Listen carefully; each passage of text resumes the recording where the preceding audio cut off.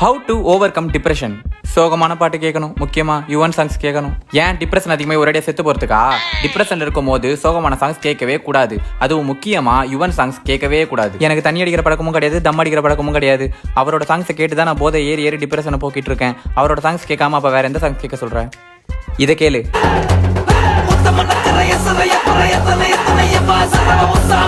Create ஆகுதா? கரெக்டியா? உன் depression மொத்தமும் போனோம்னா நீ குத்துப்பாட்டு கேட்கணும். அந்த குத்துப்பாட்டு கேட்கும்போது உனக்கு ஒரு வைப் கிரியேட் ஆகும். அந்த வைப் உன் டிப்ரெஷனை போக்கும். ஏன்னா டிப்ரெஷனுக்கும் வைப்புக்கும் என்னைக்குமே செட் ஆகாது. அப்ப நான் இன்னைக்கு வேலைக்கு போல, இன்னைக்கு ஒரு நாள் ஃபுல்லா குத்துப்பாட்டு கேட்கறேன், டிப்ரெஷனை ஓட விடுறேன்.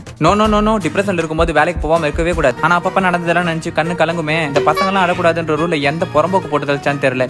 அதனாலேயே கட்டுப்படுத்தி தெரிய வேண்டியதா இருக்கு. அதுக்காகவே கட்டப்பட்டதா ரெஸ்ட் ரூம். அங்க போற நடந்ததெல்லாம் நினைச்சு மொத்தமா அழுத்தி கொட்டு தீக்கிற. சோ உனக்கு பெருசா தெரிஞ்ச டிப்ரெஷன் சின்னதாகி இந்த சின்ன விஷயத்துக்கெல்லாம் அழுத்துட்டு இருக்கோன்னு உன் மொத்த டிப்ரெஷனும் கம்ப்ளீட்டா கியூர் ஆகி ஃப்ரெஷ் ஆகிடுவேன். Super bro. இனிமே டிப்ரெஷன் ஆனா இதெல்லாம் தான் கண்டிப்பா ஃபாலோ பண்ண போறேன்.